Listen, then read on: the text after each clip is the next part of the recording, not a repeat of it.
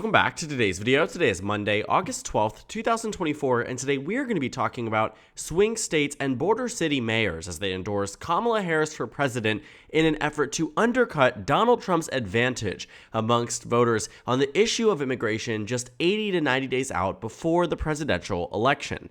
Today, Kamala Harris has been endorsed, and actually has been endorsed for roughly a week now, by the Republican mayor of Mesa, Arizona. This is an endorsement that comes at a time where Kamala Harris really needs support on the side of immigration and has been making a concerted effort to go on the offense against Donald Trump on the issue of the border. In many of her opening statements that she has done at new rallies across Arizona, Michigan, Wisconsin, she directly mentions the border and also acknowledges where she comes from as a prosecutor who was on a border state, meaning California. Now, this Republican endorsement, I think, from mayors, specifically two in the state of Arizona, are really integral to Kamala Harris and her success in this presidential election. What we know is that Kamala Harris has made up a lot of ground in the determination amongst voters versus Trump on many top issues, such as healthcare, abortion, and election integrity. And what they find here is that one of Kamala Harris's worst issues, compared to Donald Trump, is the issue of defense and the issue of immigration, where Donald Trump has a 9-point advantage nationwide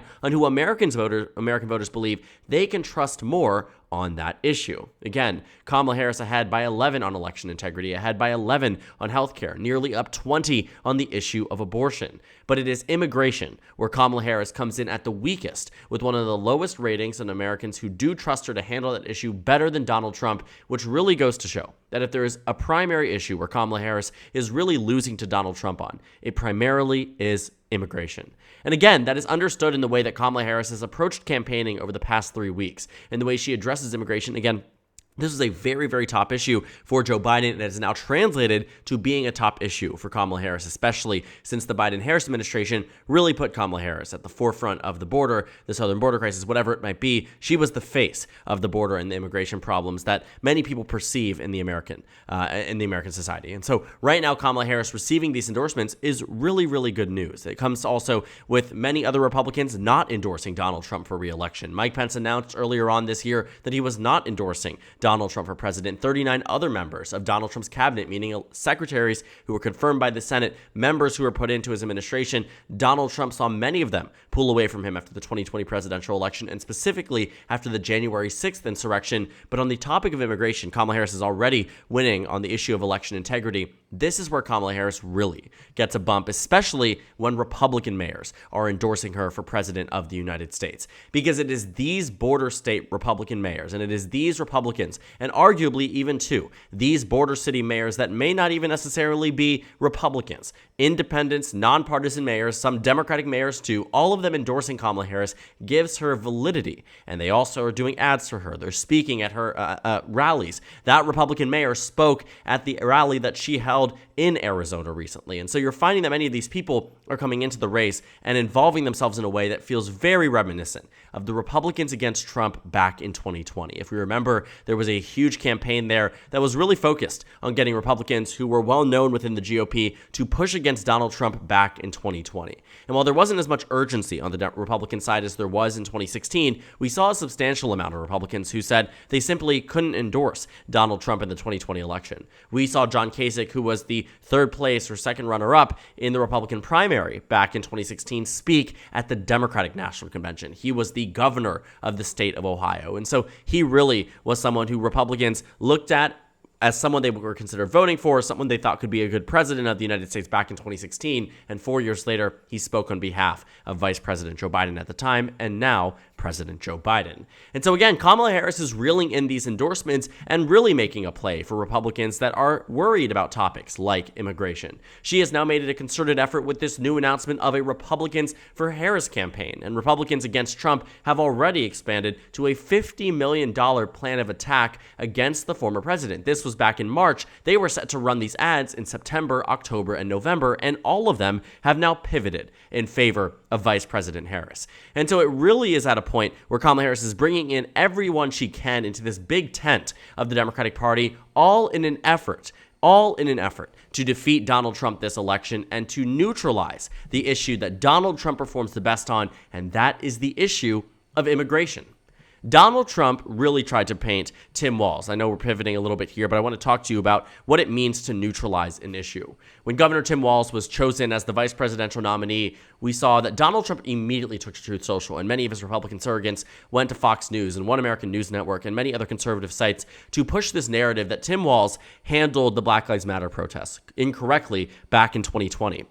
They tried to paint Tim Walz as somebody who loves crime. They tried to paint Tim Walz as somebody who doesn't know how to handle anything in the executive office. Vice presidency, governorship, Congress, whatever it might be, they painted him as an extremist. Donald Trump crucified Tim Walz on multiple socials and through his surrogates. Again, Tim Walz on many different topics, but none more important to Donald Trump than the Black Lives Matter movement back in 2020. And yet, just days after Tim Walz is chosen as vice president and Donald Trump launches all of these attacks on him, an audio leaks and is reported on by many members of the mainstream press, where it shows that Donald Trump not only was fine with Tim Walz's handling of unrest over George Floyd's murder and the Black Lives Matter protests, but he actually praised Tim Walz. And at different periods of time in his administration had also praised Tim Walz in various ways, whether it was appointing him to something within the White House as a group of governors altogether, one Republican, one Democrat. The Democrat that Donald Trump always turned to was Governor Tim Walz, very much applauded his handling of this in the leaked audio. And so it's very interesting to see exactly what this audio did to all of the arguments around Tim Walz, and that they made Tim Walz less reliable, not necessarily less reliable, sorry.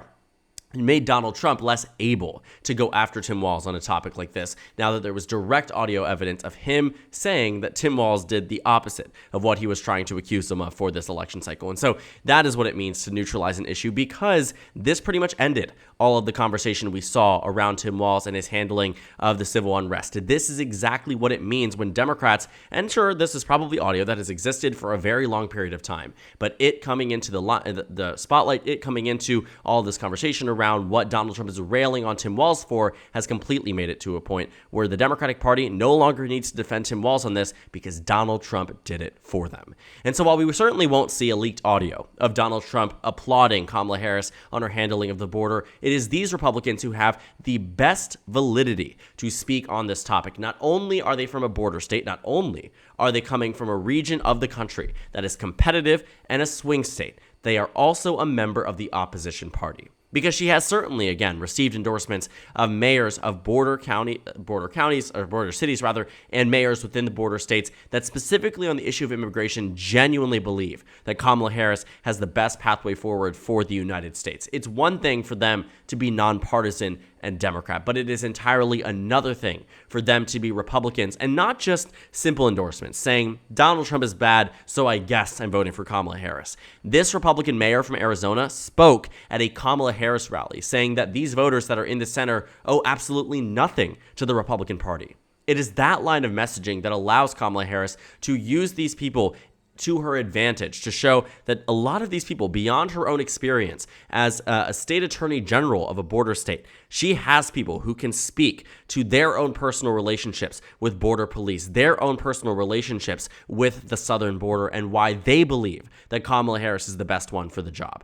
Because the American public very much appreciates when people like unions and and generals and whoever it might be, people who have the validity to speak on different topics that are pressing to the United States at the time. And Kamala Harris making this not only a forefront of her campaign, but winning over even members of Donald Trump's political party, even recently elected ones. I mean, we're not talking about people from 10, 20 years ago. We are talking about incumbent Republicans who are endorsing Kamala Harris for president, and some of them who fit right into a box that are so exceptionally perfect for the Kamala Harris campaign because of the fact that it is Donald Trump's primary issue that he is consistently winning on. But what we are noticing is that over time, the numbers are getting better for Kamala Harris on the issue of immigration.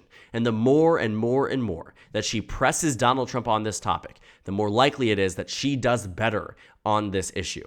And to be quite honest, when you're looking at a lot of these topics, defense, immigration, compounded together, there are not many other issues that Kamala Harris falls behind on. And so if she ends up between now and Election Day really railing against Donald Trump for his handling of the southern border, railing up attacks against Donald Trump on what we've been seeing between now and the beginning of the Biden-Harris presidency, I mean, we are seeing that Kamala Harris could very well turn around perceptions on many different topics, including immigration, right before November that could be enough to not only push her over the finish line in states that she might have already been able to win, states like Wisconsin, states like Michigan, states like Pennsylvania, where the southern border isn't the most pressing issue to voters up there, but doing a service to Democrats up and down the ballot, including her own, in states like Texas, New Mexico, Arizona, Nevada, California, even in some of these down ballot races. If Kamala Harris begins to improve on the topic of immigration in the same way she has on many other issues that are relevant to voters in this election, she wins these battleground states.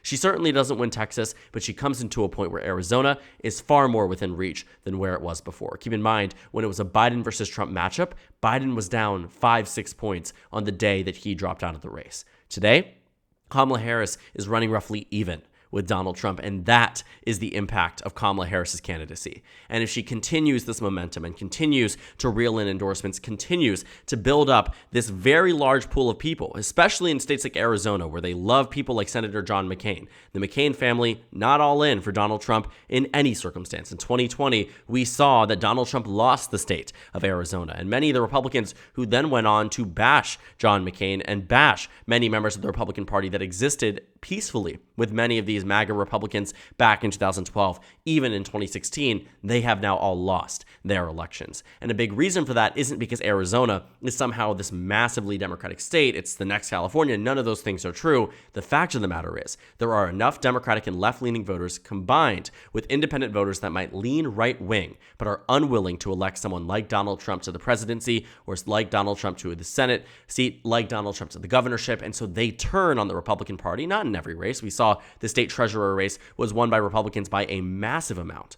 But what you do find is that in the Republicans that are far more extreme, people like Kari Lake, people like Blake Masters, people like Donald Trump, it is states like Arizona where there are Republican votes out there, and the same that you see from Republican mayors like the one you see from Mesa, Arizona, that are willing to cross the aisle because they see Donald Trump as a threat, and those who come into this with experience and know the southern border much better than Donald Trump, arguably much better even than Kamala Harris, they also can be elevated to a national stage. Because what are we seeing now? That rally clip of Republicans and the Republican mayor of Mesa, Arizona, endorsing Kamala Harris has now been viewed 10 million times across platforms by the Kamala Harris campaign and many other surrogates that are platforming these clips. They're getting it to swing voters. Not only will it matter regionally in Arizona and swing voters there, but it can make an impact nationally. When people who know this immigration crisis the best are saying that Kamala Harris is the best person for the job, that is something that resonates with voters. And because the narrative has been for the past 3.5 years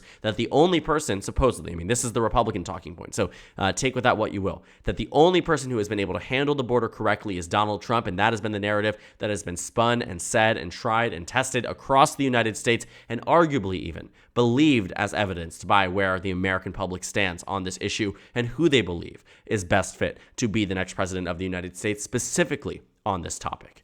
Kamala Harris shatters that with this new endorsement, with many other endorsements, and it is only going to continue. Because as we get closer to the election, the urgency around immigration, the urgency around the southern border, the urgency entirely about this election is going to become much more apparent, not only to people in elected positions who can make endorsements for Kamala Harris, but also to voters who will go ahead and look into different things like issues of election integrity, healthcare, defense, so on and so forth. And when they are doing this research and when they're getting a more nuanced opinion and they're reading the news articles and they're tuning in way more than they were a year ago or 2 years ago, the fact is, articles like these just simply don't go away easily. When they start to see them getting out there on the campaign trail, more and more things are happening. More and more people are talking about it. And it all seems to be benefiting Kamala Harris. Donald Trump has had arguably the worst 3 weeks of his presidential campaign to date. From launching in November of 2022 up until now, the worst 3 weeks. And they don't look like they're getting any better. Arizona is at the forefront of this election. And this endorsement from the Republican mayor is substantial. But from border city mayors across the United States, substantial as well. As we start to see more members of the Republican Party pull away from Donald Trump, it does make an impact when they are outspoken for Kamala Harris and not just begrudgingly voting for them like they did for Biden-Harris back in 2020. The Republican Party is at a point where if there's any more fracturing, Donald Trump will continue to lose support from his base and from members of the center. That might be entirely okay with any other Republican on the national level. but cannot stomach Donald Trump for the way that he handled January 6th, for the way that he handled various issues, the coronavirus, whatever it might be. There are voters out there that the Joe Biden campaign was unable to tap into in a way they did back in 2020. And now with Kamala Harris on the ticket, and now that you have more and more Republicans that are outspoken either about not supporting Trump or specifically endorsing Kamala Harris for president, it makes it more likely that more follow suit and overall just builds the momentum that Kamala Harris has had over the past 3 weeks since launching her candidacy. So thank you guys so much for watching this video. Make sure to comment down suggestions below. Subscribe on the left if you haven't already, and check out the Instagram and Twitter. At the top left of the screen, there's also a Discord server for you to go ahead and join. On the screen, there's a video you can watch, and then a playlist for my 2024 presidential election analysis videos. Again, thank you guys so much for watching, and I will see you all later today.